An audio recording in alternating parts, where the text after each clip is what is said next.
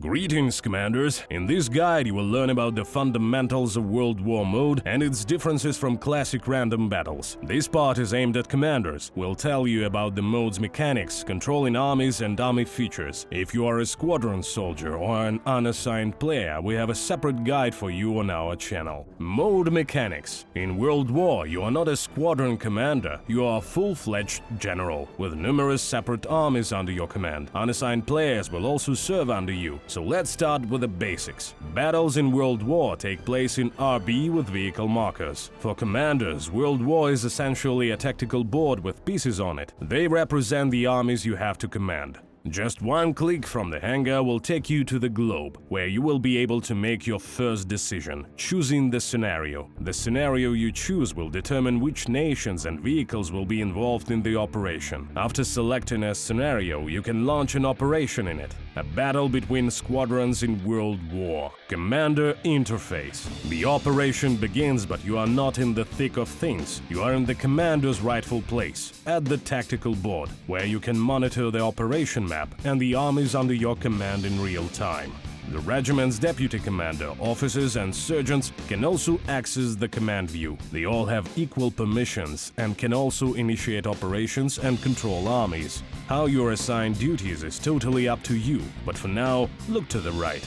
This is the Control and Statistics panel. Let's take a closer look. The Objectives tab shows the key targets that will bring victory to one side or another. There are several ways to achieve victory. Your progress in your objectives is also shown here. The Log tab records the current actions of armies and past events. The Commanders tab displays information regarding the squadrons participating in the operation. The Reinforcements tab. Over time, new armies will arrive, which you can deploy in special rare sectors. The arrival time of reinforcements is displayed next to the army in this list. To deploy an army, select one that has already arrived and right-click on one of the rare sectors.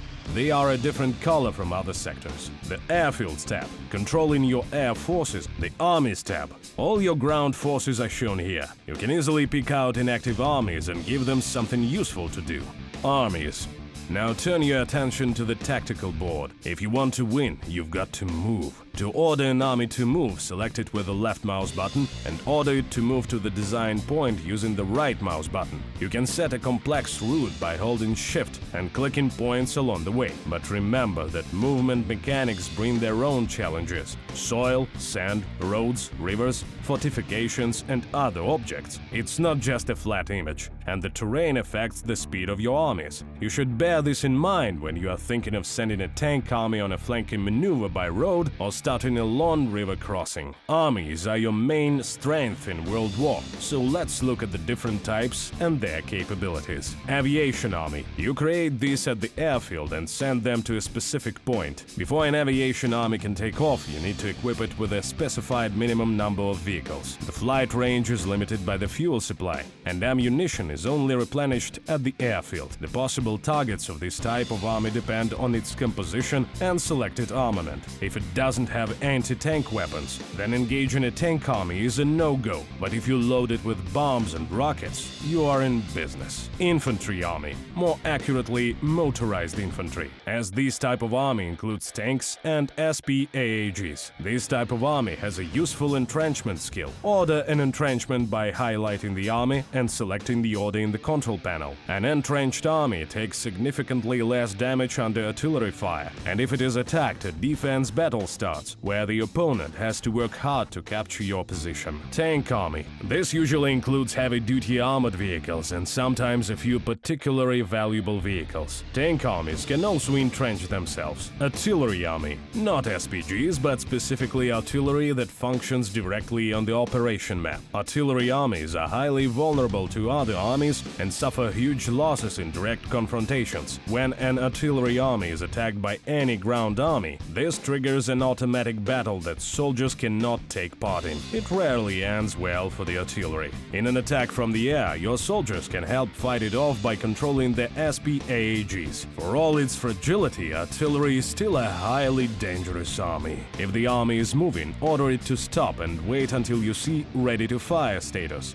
That's it. The batteries are in formation. Check that you have the ammunition to begin firing and switch to aiming mode. The mechanics is similar to calling an artillery strike in battles. Get the enemy army's marker in your sights and deal a crushing blow. The main thing is to aim well. If the enemy is precisely contained within the circle of fire, it will take more damage. After the shells are fired, the rear sections begin to top up the ammunition, and after a specific period, the artillery is once again ready to fire. Army features. Every time an army wins on the operation map, its morale level goes up, and every time it loses, its morale drops. An army that has lost all its morale simply surrenders and disappears from the operation map. So if you are attacking an entrenched army, keep in mind that sitting tight isn't an option. And even if you don't lose a single vehicle in a defeat, your army's morale will still go down. It takes time for an army to fulfill any order. An army on the move will quickly stop at your command, while entrenching and deploying artillery is a longer process. You can issue orders and track the time in the control panel. Tactical board. We've looked at the basics and the operation is underway. Before thinking about tactics, check out the operation objective. It is often related to controlling territory or capturing specific key zones. Here they are, and controlling them is easy. If your army has been in the sector and it has a connection, even just to one rare sector, then the zone is yours. If two opposing armies are in the sector, it is considered disputed territory and belongs to whoever first occupied it, until their forces are driven out of the sector. If a commander slips up and allows the sector to be cut off from the rear, all the armies in the sector will start running out of supplies. The time shows you how long the army can hold on. If you fail to restore the connection with your encircled forces or bring them to the rear, say goodbye. Your army will simply surrender. So it goes. Battle.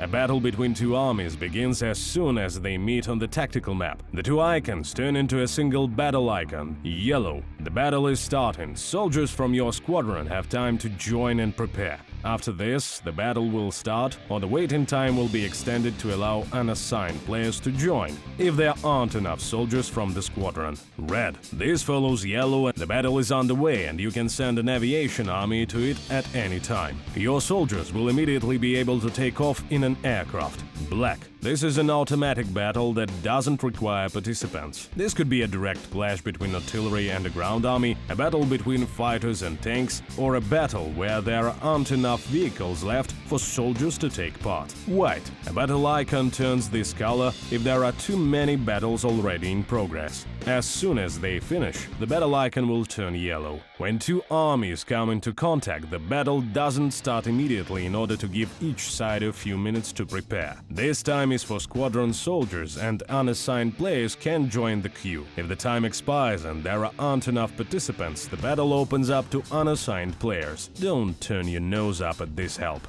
It's better than giving your opponent a numbers advantage. One other point. You can avoid filling your ranks with unassigned players by independently sending invitation to squads in your squadron, if you don't have another way of contacting them. To top it off, especially for World War, the number of players in a squad has been increased to 10. That's World War in War Thunder, Commander. We've walked you through the mode's basics, and we hope this knowledge will help you in your first few battles. Good luck, Commander.